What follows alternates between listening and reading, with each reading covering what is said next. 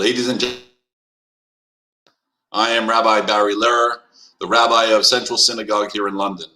And as we go into our final night of this wonderful festival, it's worth reflecting on the true meaning behind Hanukkah. Each night of Hanukkah, as we were lighting our Chanukiot, we said the blessing, She'asa nisim lavotenu bayamim hahem bazman hazeh. Blessed are you, Lord, our God, King of the universe, who performed miracles for our ancestors in those days at this time. Hanukkah is certainly the festival of miracles, with the miracle of the oil lasting for 8 nights, as well as the miraculous victory by Judah and the Maccabees over the Syrian Greek army. Tonight on Zod Hanukkah, we have the opportunity to focus on another miracle, one that occurred just under 20 years ago for our guest tonight. It is a true honor for me to introduce our very special guest speaker to you tonight, Mr. Ari Schonbrun. Ari is an author, speaker, and 9/11 survivor. Ari was the chief administrative officer of Cantor Fitzgerald & Co., one of the world's leading financial services firms. He was responsible for overseeing and directing the day-to-day operations and administrative processes across Cantor Fitzgerald's capital markets group.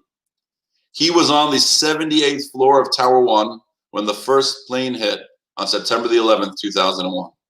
He helped a colleague suffering third-degree burns to safety and was thrown into the national spotlight thereafter. His miraculous first-hand account about survival has been retold in newspapers, magazines, broadcast outlets, and books. Mr. Schonbrun is a renowned international speaker and the author of Miracles and Fate on 78. He draws from personal heartbreak he endured during the devastation of 9/11, deftly weaving in his capital markets expertise after more than 3 decades of working on Wall Street. He speaks with energy, fluency, and wisdom, utilizing his humorous and engaging personality to stir and inspire audiences worldwide. Ari is a native New Yorker. He's passionate about philanthropy and serves as a board member of Strength to Strength, a global nonprofit organization that works with victims of terror across the world. Mr. Schonbrun and his wife Joyce live in New York. They have 5 children and several grandchildren. Before Ari speaks, we're going to show a short video about the events of 9/11. Please be forewarned that some of the scenes are a little graphic.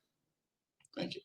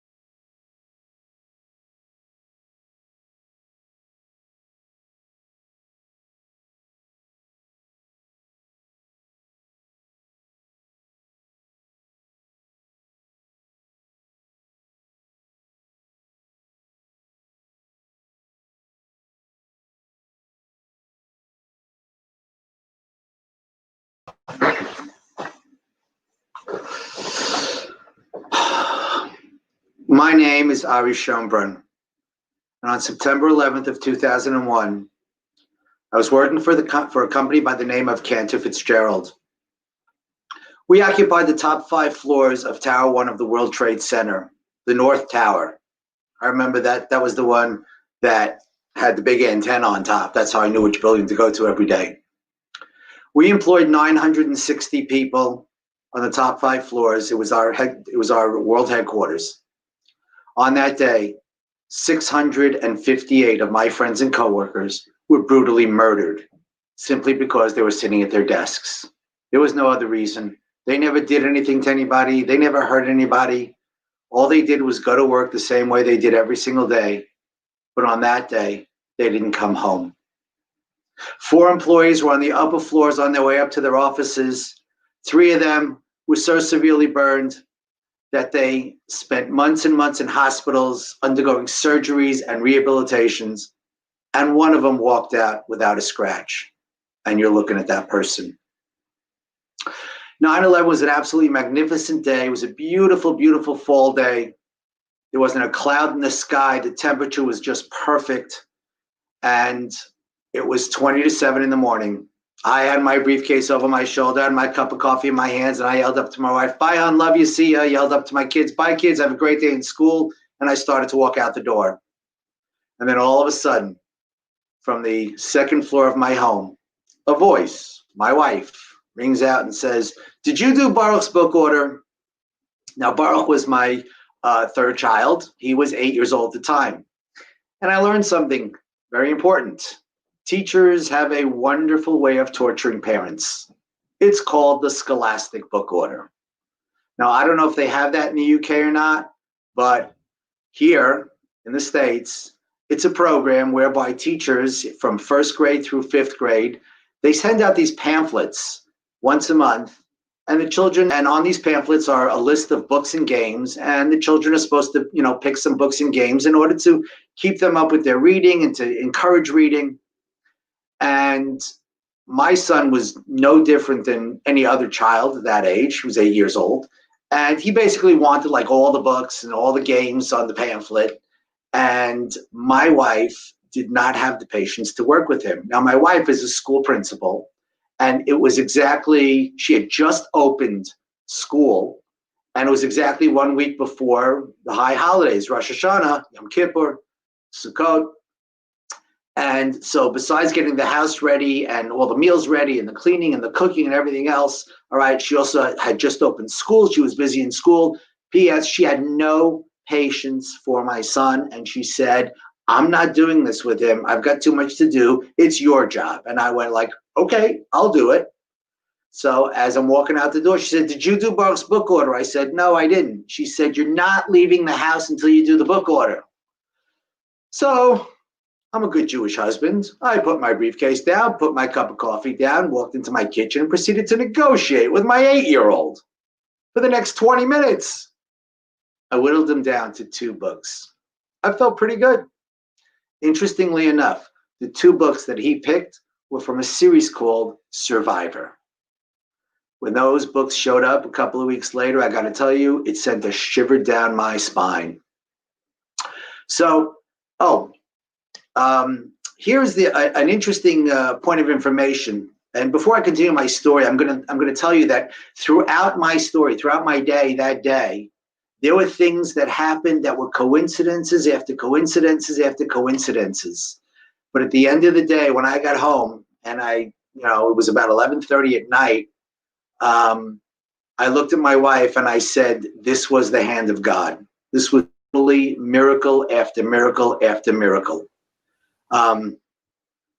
So what happened was that book order that my son was supposed to do was actually due on Monday, but my son left his pamphlet in school on Friday. And so I couldn't do the book order with him over the weekend. My wife wrote a note to the teacher on Monday asking her if he could have an extra day. And she said, of course. And she sent back a note saying, of course he can have an extra day. And she made sure to put the pamphlet into his knapsack so he would have it. If my son had brought that pamphlet home on Friday, I would have done the book order with him on Sunday.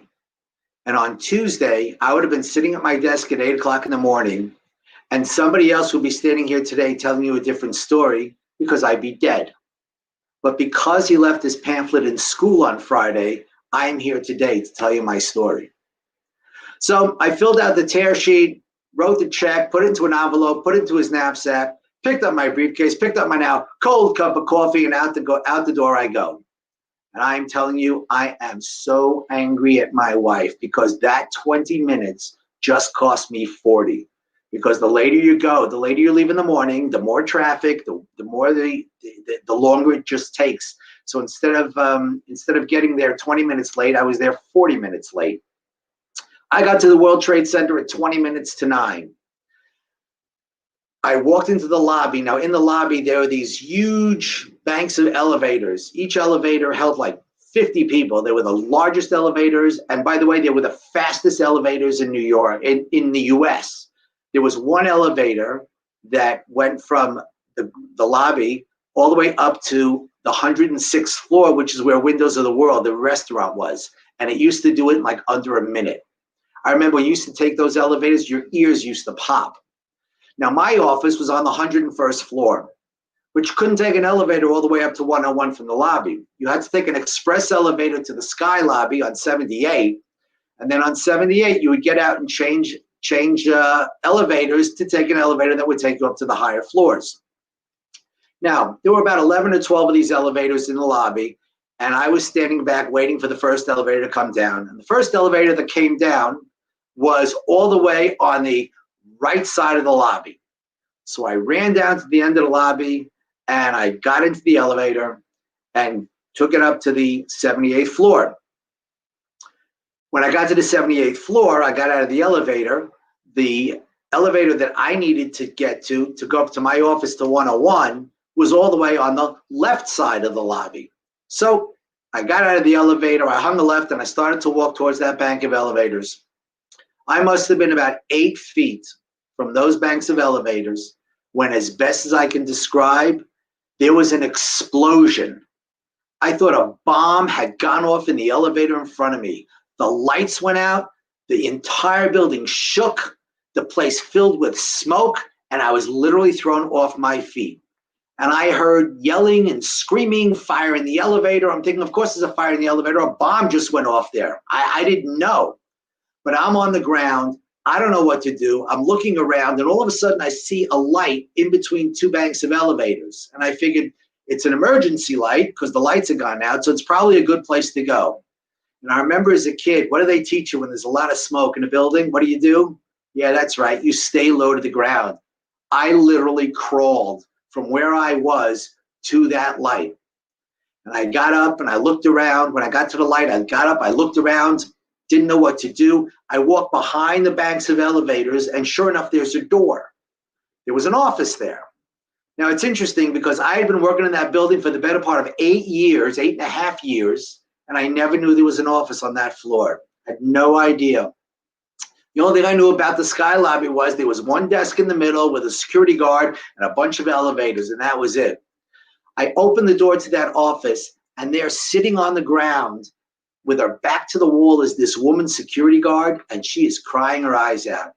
And I leaned over to her and I said, "Ma'am, calm down. We're gonna be okay. We're gonna get out of here."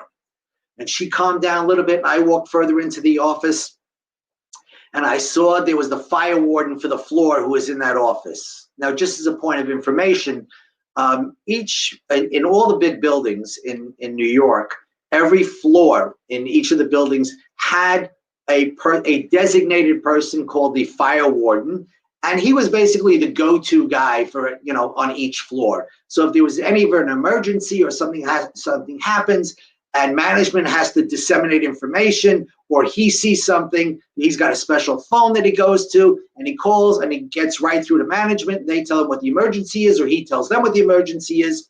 Now, I knew he was the fire warden for the floor because he had this silly red hat, and it said fire warden on it. I knew that because I had the same silly red hat on my desk because I was the fire warden for my floor.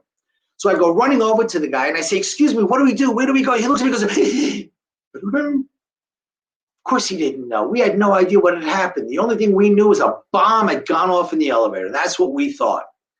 I come back out into the hall to try and figure a way to get out of the building, and I bump into a coworker of mine. Her name was Virginia DiChiara. Virginia was actually on the elevator that I was about to get on when that plane hit. And as she described it to me, when that plane hit, the doors of the elevator had started to close and they jammed, and they were open about a foot. The walls of the elevator collapsed. The ceiling collapsed. There was a cable in the elevator that had snapped, was sparking in the elevator. The jet fuel came down the sides of the elevator, was ignited by the spark, and there was a wall of fire. There were 3 people in that elevator. There was Virginia, Roy Bell, and Renee. Roy Bell was the first one to jump through the fire, and he suffered 2nd-degree burns. Virginia was the next one out. She jumped through, and she suffered 3rd-degree burns.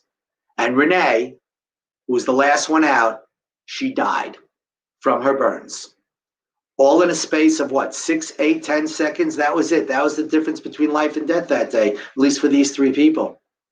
Virginia sees me, and she says to me, Ari, thank God, please help me. I'm in so much pain, and please, whatever you do, please don't leave me. I said to Virginia, I promise I will not leave you, and we will get out of here. Now, here's a little bit of irony. Virginia and I were not good friends. She was an internal auditor who had been hired the year before by Cantor, and the first department she audited was mine. Needless to say, she didn't give me very good marks. As a matter of fact, she almost got me fired. And there we were, she and I. And I had a decision to make. All right, do I hang out and help her, or like, the heck with you, lady? You almost got me fired. I don't care. I don't care what happens to you, and just try and get out. Well, I did the only thing I knew, and that was, no matter what, our past did not matter. She was another human being who was in trouble, and I was the guy that God put there, and I was going to do whatever it took in order to help her get out. And I said, Virginia, I promise I will not leave you, and we will get out of here. I brought her into the office, and I sat her down, and I gave her, I said, want something to drink? She was obviously very thirsty. She had the burns, obviously. I literally took a plastic cup, filled it with water, an 8-ounce plastic cup, filled it with water, gave it to her. She couldn't hold the cup. That's how badly her hands were burned. Now, it's interesting because the doctors later on said she was lucky, and I went like, lucky? How can you call this lucky? She was, 3rd-degree burns up and down her arms. Her hair was singed. Her clothes were burned. She was a mess. And they said, yeah, but when she jumped through the elevator, when she jumped through the fire, she put her hands in front of her face. So the palms of her hands didn't get burned, and neither did her face. And they said that those are the 2 most crucial parts of the body when it comes to burns or something. I don't even know. But they said that literally was one of the things that actually saved her life. So I sit her down. I literally had to pour the water into her mouth to give us some relief. Don't know what to do. The fire warden, anything? No, we don't know. All of a sudden, in walks another security guard, this woman, and she is carrying what I call a 2-way walkie-talkie radio. And she was crying like a baby. And she walked into that office, and I saw that radio, and I said, there's help at the other end of that radio. But she was just a mess. I literally ran over to her. I grabbed her. I said, ma'am, you got a radio. You can get us help. You need to calm down. You need to get on that radio, and you need to get us help now. And she kind of like was shocked. She's like, and she starts going whimpering, and she's going, we're on 78. We need help. There was so much chatter on that radio that I realized help was not coming from there. I'm looking around, don't know what to do. All of a sudden, the fire warden turns around and says, okay, we can get out. Stairwell on the left. Stairwell on the left. I'll never forget those words. When I walk into any big building these days, or any type of building these days, public building, I look for these little signs. You know what they say? In the States anyway, they say they're red and white, and they say exit. In Europe, they're little green men, and they show, and they that's the exit signs to tell you how to get out. When I walk into buildings these days, I look for those signs because I never know when it might save my life, because it certainly did that day. I walked out of the office with Virginia. We're looking around. I look up and I see the exit sign. So I go towards the exit sign, and then we had to walk around a bend. We walk around a bend, and some guy ran ahead of me. There was a door. He opens the door, and he says, "I found it." And I'm going like, thinking to myself, great. So I walk over to it, and I look inside in the stairwell, and I see there are lights on. So I figured to myself, they're probably emergency lights, but who knows how long they're going to stay on? I don't know. I don't know what I have no idea. So I turned around. Now, there was myself, Roy Bell, Virginia, and the fire warden, and there were about 6 or 8 other people that happened to have been on the floor. So I turned around to the people and I said, does anybody have a flashlight? Figuring if those lights go out, it will be pitch black in that stairwell. I mean, there's no windows, no nothing. And 2 people behind me said, yeah, we got flashlights. I'll never forget thinking to myself, where did you get a flashlight from and why are you carrying it? But I figured to myself, you know what? I don't care. So I turned to the people and I said, listen, folks, if the lights go out, nobody panic. We will have light. We have 2 flashlights. We will have light. The next thing I did was I looked down at Virginia's feet and I said, thank God she's wearing flats. Because I'll tell you something, there were high-heeled shoes in that stairwell all the way down. Women had kicked them off just to get down as fast as they could. So I turned to Virginia. I said, you ready? Let's go. And so we walked down, and we walked in a line, actually. It was the fire warden, Roy Bell, myself, and Virginia. That's the way we walked. We walked in a line because I said to Virginia, if you feel faint, if you feel like you're going to fall forward, fall on me, and I'll carry you. Of course, Roy Bell hears this, and he goes, wait a minute, if she falls on you, you're going to fall on me. I can't carry. I says, don't worry, Roy. I got it handled. It's okay. We're going to be good. And we started to head down. We got down to the 75th floor, 3 flights. When, as far as I'm concerned, one of the biggest miracles of the day happened to me, other than the fact that I wasn't killed when the plane hit. My mobile phone rang. Now, today, people look at me like, yes, so what? What's the big deal? Well, back then, there weren't as many cell towers as there are today. The reception was not as good. And in that building, in the Trade Center, I remember standing up against the window of my office going, hello, can you hear me now? Hello, can you hear me now? Never get reception, never. And here we are. I'm in the middle of the building, in the middle of the stairwell, on the way down, at a time when there was 0 reception, and my phone rang. I picked it up and I went, hello? It was my wife on the other end of that phone. And she was crying and she was telling me something about a plane going into the building. I had no idea what she was talking about. I looked at her, I said, Joyce, I'm in a stairwell. I'm on the 75th floor. I'm on my way down. Now is not a good time. I said, I'll call you when I get out of the building. And I hung up the phone, not realizing, of course, it would be hours until I actually got in touch with her again. We continued on. Oh, Roy Bell turns to me and says to me, oh my God, you got reception on your phone. Can I borrow your phone to call my wife? I said, of course. I handed him my phone. He dialed. He hit send. Nothing. Dead. I literally looked up and I said, thank you, God. Because at least I knew now that my wife knew that I was alive. And that was very comforting for me. So we continued on down. We got down to the 75th. We got down to the 50th floor. Virginia says to me, Ari, I can't do it. I can't go on. My first instinct was I'll have her sit down. We'll rest a little bit, and then we'll get up and we'll continue going. And then I thought to myself, you know what? If she sits down, she may never get up. And if she doesn't get up, she is very likely going to die. And that was not going to happen on my watch, that's for sure. So I said to Virginia, no, you can do this. Now, there were some people there that had bottles of water with them. So we gave her to drink and we poured it on her arms to try and give her relief from the burns. And now I'm coaching. I'm counting down floors, 45, 44, 42. You're doing great. You're doing great. And we were doing great until 38. We got down to the 38th floor and it was backed up with people.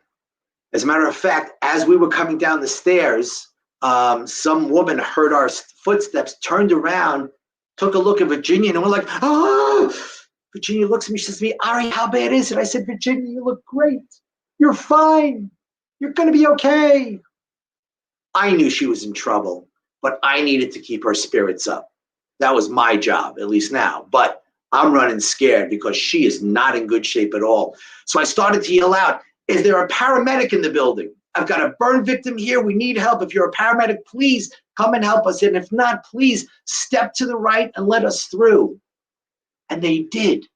People squeezed over as much as they could, and they literally opened a path so that we can continue going down. We got down to the 8th floor. There was water all over the place. And I'm talking ankle deep running water. You see, the sprinklers worked very well on the lower floors where there was no fire. However, on the upper floors, planes totally knocked out the sprinklers.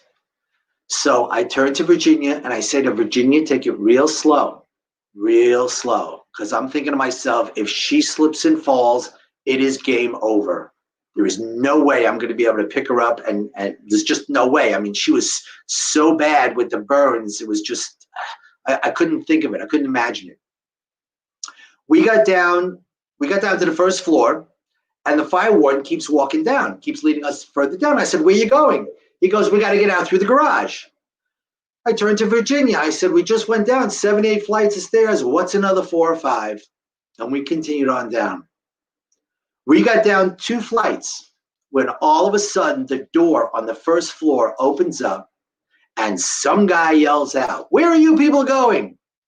I yell back, we're going out through the garage. He goes, no, you can't get out through the garage. You got to come back up here and come out through the 1st floor. Well, I turned to Virginia and I said to her, we got to go back up 2 flights. She said a few things that I can't say in mixed company, or in any company for that matter, and we headed back up. Now, here's what I learned. I learned later there were people in that garage that never got out. Who was the guy who opened the door? I don't know. I never saw him. I only heard a voice. And why did he pick that moment to open the door? I have no idea. But that guy, whatever it is, whoever it was, saved our lives that day. God was just looking out for me that day. What can I tell you? We get out on the 1st floor and I'm looking around. I'm saying, oh my God, this is where it all starts for me every morning. It's the coffee station's right there. You go through the revolving doors into the lobby of the building, out the revolving doors. You're out of the building. It's the fastest way out. But there were police and firefighters there. They're saying, no, don't go out that way. Go out the long way. Go through the mall, through the atrium, through all the stores and whatnot. It was a long walk and to go out, to put us out. And we finally got to the exit and it put us out on Church Street.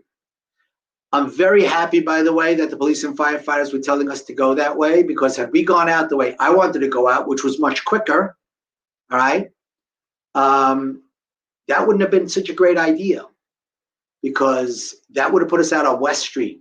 You know what was going on West Street? That's where the people were jumping. I saw it on TV, and I'm telling you, and I saw the picture in the paper the following day of a guy literally floating called the Falling Man. If I would have seen that live, I wouldn't be standing here today. I'd be locked up in some insane asylum. I never would have been able to deal with that. So thank God, I thank God every day that the police and firefighters were there to tell us to go the other way. We get out on Church Street and I see police and firefighters and they're telling people, uptown, everybody uptown, and people are running uptown. I stopped the cop and I said, excuse me, I have a burn victim here. What do we do? Where do we go? He says, go across the street in front of the Millennium Hotel. We're setting up a triage center there. There'll be an ambulance there. Bring her there. And we'll get her into the ambulance. And that's what I did. Walked across the street, and sure enough, an ambulance pulls up. We help her into the ambulance, and I breathe a sigh of relief. At least I know now that she's getting medical attention. Before that, I had no idea. The only thing I can do is keep her up psychologically keep her spirits up. That's all I could do, but I couldn't help her medically. Now, finally, she's getting medical attention. I breathe a sigh of relief. I step out of the ambulance. I turn around. I look up at the buildings, and there was a guy standing next to me, and I said to him, "Excuse me, how did building 2 get on fire?" And the guy looks at me like I'm crazy. He goes, "2 jetliners went into the buildings. They're calling it a terrorist attack." I'm looking at him, I'm thinking, like, what are you talking about? Well, I literally, when I saw those buildings on fire, I literally thought the wind had blown the fire from building 1 to building 2. I couldn't fathom this thing about 2 jetliners going into the buildings. When my wife said to me there was a plane going into the building, I thought it was a little like Cessna plane, a little Piper Cub, something like that, not a jumbo jet. And I am running scared. Virginia, as we were walking out, said to me, "Ari, please call my mom." So I tried calling her mom. I couldn't get reception. I tried calling my wife. I couldn't get reception. It was just total blackout. And then I realized the ambulance isn't leaving. So I went over to the driver and I said, "Excuse me, why aren't you leaving? Why aren't you going to the hospital?" He goes, "We're expecting a huge amount of casualties. We can't leave until we fill the ambulance."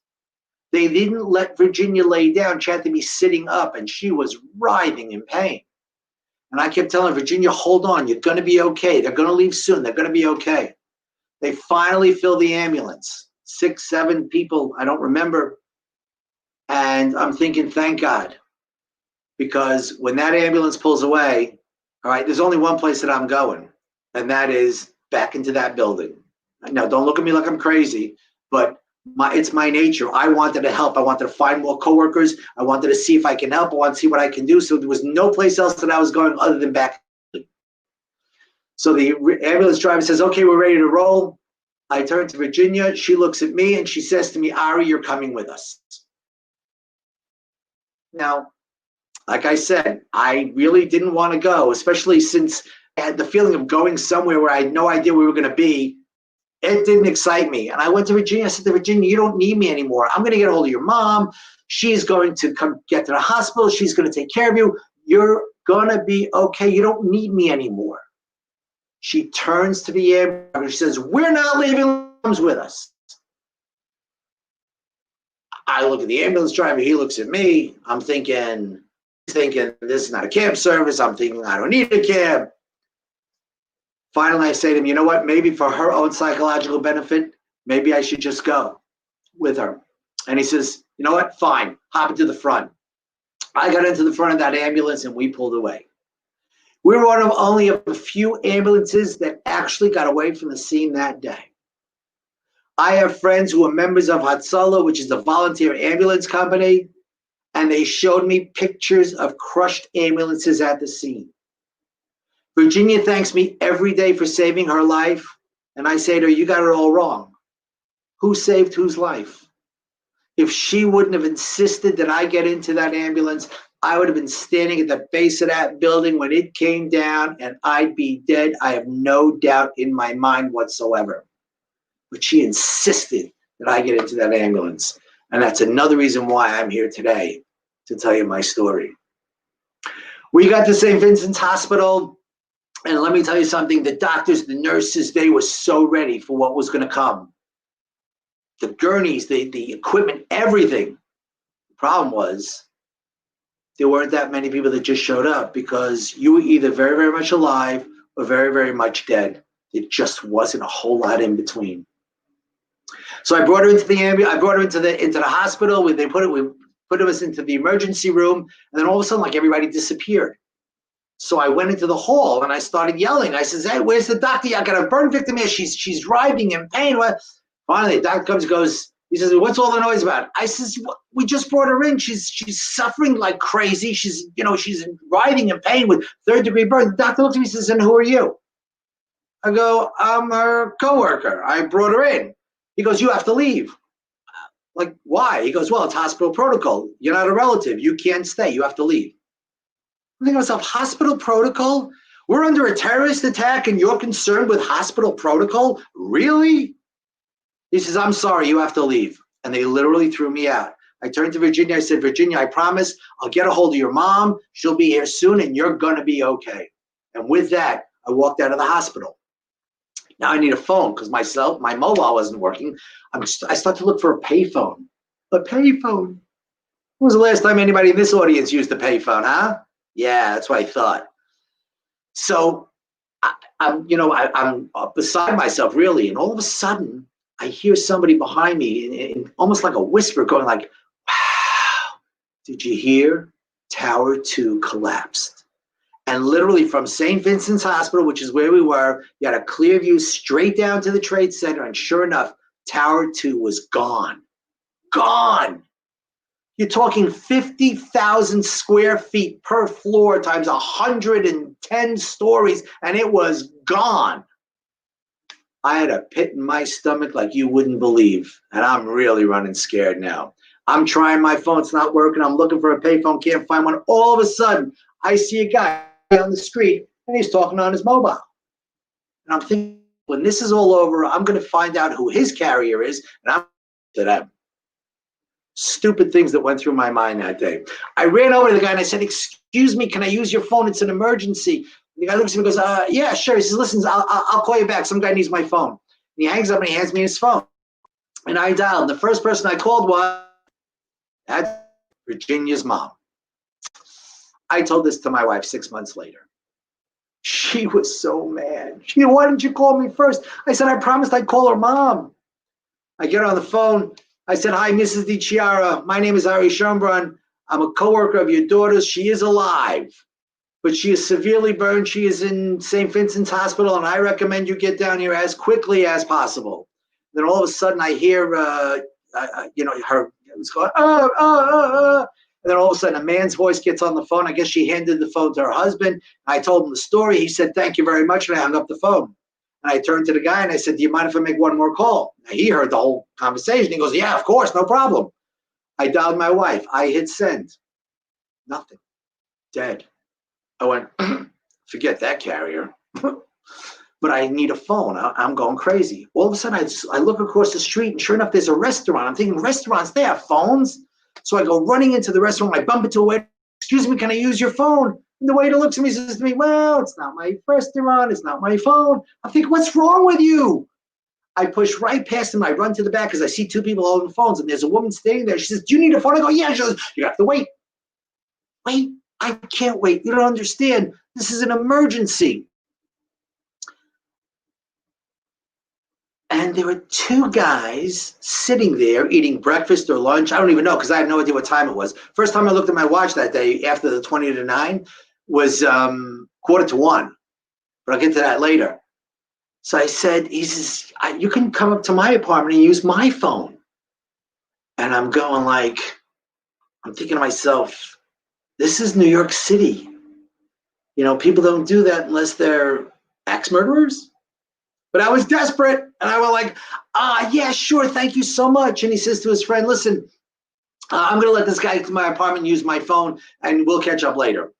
And we walked out of the restaurant, and we walked around the corner, and sure enough, there was his apartment was about, I don't know, 20 yards down. We walked down to his apartment, and it was, he opens the door to the apartment building, and we head up. Oh, there was a payphone actually about 10, 15 feet past his apartment building. And he turns, as we're walking into the building, he turns to the people online by the payphone. And he says, if anybody needs to use a phone, you can go up to my apartment and use my phone. And I remember thinking to myself, who is this guy? Inviting strangers up to use his phone. Okay. He opens the door and I look inside and I see it's a 6-story walk-up. For those that don't know what that is, basically it's 6 floors and there is no elevator. And I looked up and I said, "God, please let him live on the first floor," because I was tired.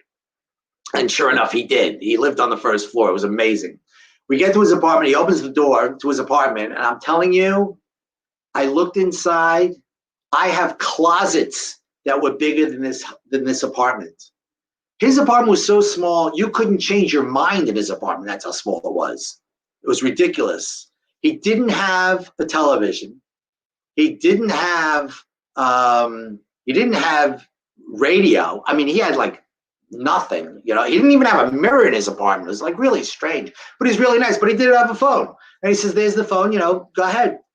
So I picked up the phone and I called, and I tried my wife, and I get a fast busy signal, which basically means there's trouble on the lines. And I did that 2 or 3 times, and finally, you know, people from the line on the payphone were coming upstairs, and the guy taps me on the shoulder and says to me, "Excuse me, can I try now?" And I went, "Look, sure, go ahead." He picks up the phone, he dials, goes, "Yeah, hi, honey, it's me. I'm in some guy's apartment. I'm okay." He hangs up the phone. There's a girl behind him. She goes next. She picks up the phone. "Yeah, hi, honey, it's me." I'm thinking, I said, "Give me that phone." But I was civil, you know, can't lose it. I said, "Do you mind if I try one more time?" And they said, "Sure." And I pick up the phone, I dial, I get a fast busy. I'm telling you, I thought it was a conspiracy. I was so paranoid. I thought they were trying to get me at the Trade Center. They missed me there. They tracked me down here. That's what I was thinking. I mean, it was just nuts. Anyway, I tried one more time, and it starts to ring. My heart is pounding. Finally, they answer at the other end. They go, "Beno Space Yaakov, may I help you?" My wife works in an old girls' school, Beno Space Yaakov. I said, "Joyce Schonbrun, please." "Who's calling?" "Her husband." "Hold on." I go, "No, no." And then they put you on hold. When they put you on hold, they put you on perma hold. They put you on hold and forget about you, because they figured the music in the background will kind of soothe you, and you'll be fine, and you can wait for forever listening to the music. It couldn't have been more than 60 seconds. It seemed like hours. And then all of a sudden, my wife gets on the phone. I said, "Hi, honey, it's me." And she starts to cry. And I said, "Honey, why are you crying? I'm here. I'm alive. I'm here." Tower 1 had collapsed. The last time she spoke to me, I was on the 75th floor of Tower 1. She was sure I was dead. She was trying to figure out how she was going to tell my kids that Daddy's gone. My oldest child, male child, was 8 years old. That was Baruch. He was my oldest male child. She was thinking to herself, who was going to say Kaddish, the mourner's prayer for me? Thank God I was out. I was alive, and we didn't have to worry about that. I told her, she says, "What are you going to do?" I said, "Maybe I'll go up to Ellie's office." Ellie's my brother. He worked up in 47th Street and 6th Avenue in Manhattan. I said, "Maybe I'll go there, but I'll call you when I get to my next destination." That, by the way, was the hardest part of the day, not being able to be in touch all the time, because the mobiles weren't working. The guy whose apartment, by the way, his name was John Roccasalva. Never forget that name. The guy was an absolute saint, John Roccasalva. I found out later, 5 years later, I found out that his phone bill from that day alone was over $300. Guy was an absolute saint. Unbelievable. I turned to him, I said, "John, do you mind if I hang out here a little bit? I'm a little tired." He said, "Sure, no problem." And, my shoes and socks was still sopping wet from the Trade Center. So I took them off, and he looks at me and goes, "Oh, your socks are all wet. Would you like a clean pair? You can have one of mine." Huh? Who was this guy?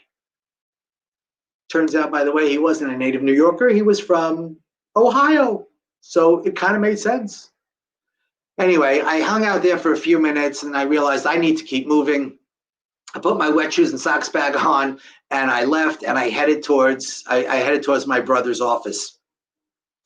I got to my brother's office, and that's another whole story, but I'm just looking at the time now, and we're running almost a little late. But I got up to my brother's office, and I'll never forget, I rang the bell to his office, and they said, like, "Who's there?" I said, "It's Ari Schonbrun. I'm here to see Elliot." They said, "Just a moment."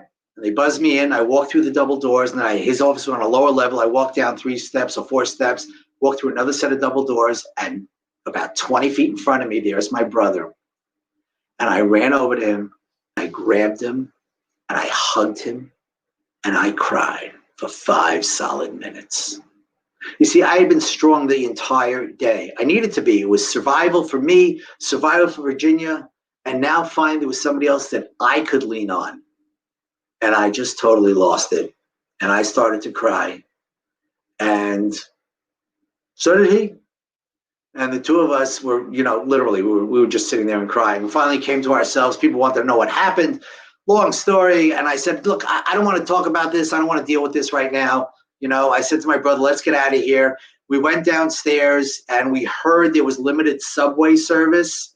The trains were running on a limited schedule, whatever it was. We went downstairs. We actually got onto a subway and we went out to Queens where my mother-in-law at the time was living. And then I called a friend of mine who owned a car service and told her where I was. And she said, okay, we'll send the car for you. And they ultimately, it took a long while, but the car finally comes. My brother calls his, my mobile started to work by that point. That's why I called my friend with the car service. My brother called his wife, told her to meet us at my house. And, ultimately the car service came. I got back to my house at 5:30 in the afternoon. I had 20 people in my living room and I had no less than 100 phone messages. And I learned something that day. You have no idea how many friends you really have until they all think you're dead, because that's when they come out of the woodwork. The reality is I did learn a lot that day. It used to be the most important thing in my life was my job, my work. My kids used to say to me when they were little, they used to say to me, Daddy, can you come to the school play? I have the lead role. No, Daddy's got to work. Daddy, can you come on the class trip? We're going to the zoo. Some of the other daddies are coming. You can come, right? I said, no, Daddy's got to work. Daddy, can you come to mock trial? I'm going to be the lead attorney, and it's after school, so it's after work. So you can be there, right? No, Daddy's got to work late. Daddy's got to work. Daddy's got to work. Daddy's got to work. That was always the refrain until that day. Today, Daddy's on the class trips. Daddy's on the school plays. Daddy is wherever his children and now grandchildren need him to be, because that is what is important in life. There's nothing more important than family. But there's more to it than that. I was literally plucked out of a burning building, a collapsing burning building, and given a second chance. It was literally as if God was saying to me, all right, it's not your time yet, or I'm giving you more time. What are you going to do with it? And I made a decision that my life was going to change. I wasn't I don't want to say it, but I used to fly off the handle at the drop of a hat. I used to get angry very, very quickly. And I used to yell and I used to scream and all kinds of things. And I used to curse like there was no tomorrow. And I went, enough of that. I'm not doing that anymore. And the biggest change I made was I promised myself I will not swear. I will not curse. I will not use any more four-letter words. And what happened was, because I made that decision, when I was in a meeting or somebody was around my desk or anything that was going on, nobody would curse, because they all knew Ari Schonbrun does not curse. So because of a decision that I made, look at the effect that it had on people all around me. We live in a world today that is literally upside down. It's crazy. What's going on is just right, left, center. I don't care what side of the political spectrum you're on or anything like that. The world is crazy. The pandemic, the things that we're going through, it's just crazy. But we need to, if we want to make things happen, we need to change. We need to make a change. And before we make a change in the world, we need to make a change in ourselves. I always say, God said that we're going to be a light unto the nations. And I'm thinking to myself, how can we be a light unto the nations if we're not even a light unto ourselves? We need to make some changes. And I tell people in all walks of life, God gave us the Torah. He gave us a blueprint for life. And I thank God. I'm very happy about that, because if I've got a question or an issue, I know where I can go to get an answer. I can go to my local rabbi. I can look it up in the Torah. There are so many places that I can go to for the answers for that. And you can do the same thing. My challenge to you today is take one thing, one good deed, one mitzvah that you're not doing today that you could be doing, and start doing it, but do it wholeheartedly.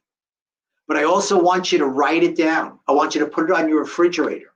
I want you to put it in your phone, so that no matter where you are or where you go, you're always looking at it and you're always reminding yourself of that one mitzvah that you're going to do. And you know what's going to happen?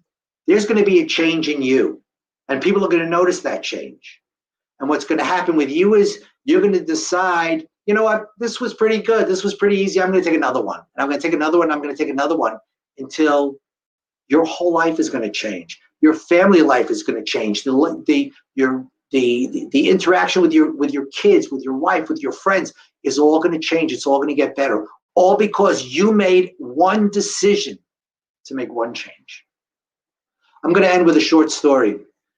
It's about a young executive who's climbing the ladder of success, 35 years old, goes out and buys himself a brand new Jaguar.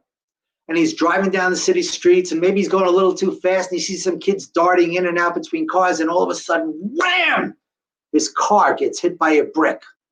And he slams on the brakes, and he puts the car in reverse, and he pulls back, and he stops the car, and he jumps out of the car. He sees this kid. He grabs the kid, and he says to him, "Why did you do that? Why did you throw that brick in the car? Look at that dent. Do you know what that's going to cost me to fix?"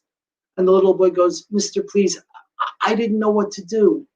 My older brother fell out of his wheelchair. He's too heavy for me to lift. I can't help him. I didn't know what to do. I couldn't get anybody to stop." The guy looks at him and says, "Where's your brother?" And he takes him by the hand. They walk down to the end of the block, and sure enough, there's a boy in the gutter in the street with an overturned chair. And so this executive takes this wheelchair and he turns it right side up, and then he picks the boy up and he puts him into the wheelchair. He takes out his handkerchief and he starts wiping away the blood from the scratches. And the little boy starts wheeling his brother away, and he says, "Thank you, mister. Thank you so much." And this guy starts to walk back to his car with a lump in his throat. And he gets to his car and he sees the dent, and he vows never ever to fix it because he never wants to forget what happened. You see, they say that God whispers to our minds and he whispers to our hearts. But we're so busy running through life that we don't have time to pay attention to those whispers. So you know what happens? Every so often, God throws a brick at us to wake us up. Now me, I've had the brick thrown at me. You have a choice. You can listen to the whispers, or you can wait for the brick. Thanks so much for listening. Thank you so much, Ari. I think everyone here who will been moved and inspired by your miraculous story there. I have to say, I actually had the good fortune of hearing Ari tell his story on probably his first speaking trip to London about 15, 16 years ago, which was only 3 or 4 years after 9/11. Hearing him tonight, all these years later, I was as moved and inspired as I was then, and I want to thank you so much for that. Just a couple of questions that we have, a couple of minutes left, and maybe you'll be able to answer. Next year will be 20 years since 9/11, and I'm sure it'll be quite a significant anniversary when one considers it'll be, please God, post-COVID. How will you be commemorating the 20th anniversary of 9/11? There is a good possibility that I will be relaunching my book for the 20th anniversary. With additions of some other stories that will be put into the book. I'm also I've made a decision that I need to help more people, and so I'm actually going to be starting a podcast that's going to be leading to. That's going to be it's going to be amazing. It's going to be incredible because it's going to be all about helping people and other stories, other people's stories besides my own, other people that have gone through their own 9/11, whatever it is, whether it's cancer, whether it's whatever it is. All right, loss of a job, the pandemic. I mean, there's so many things. So I'm going to be talking about that, and I'm going to be running an academy, and hopefully just to help more and more people.